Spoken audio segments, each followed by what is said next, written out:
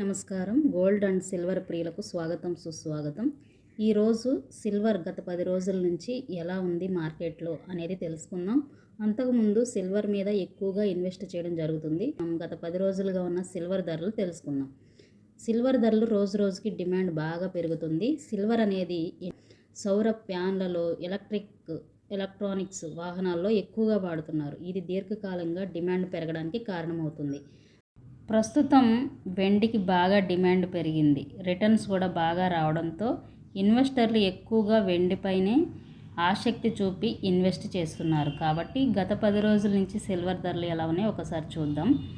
August 1వ తారీఖున అంటే ఈరోజు కేజీ 1,23,000 రూపాయలు.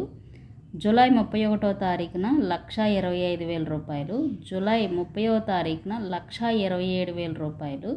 జూలై 29వ తారీఖున 1,26,000 రూపాయలు. జూలై 28వ తారీఖున 1,26,000 రూపాయలు.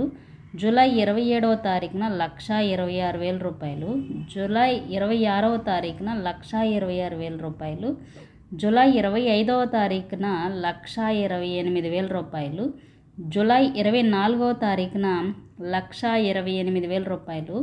జూలై 23వ తారీఖున 1,29,000 రూపాయలు.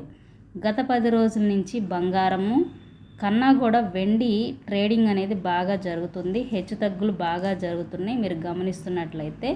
కాబట్టి వెండి మీద ఇన్వెస్ట్ చేసేవారు లాంగ్ టర్మ్లో ఇన్వెస్ట్ చేస్తే మంచిదని నిపుణులు సలహా ఇస్తున్నారు.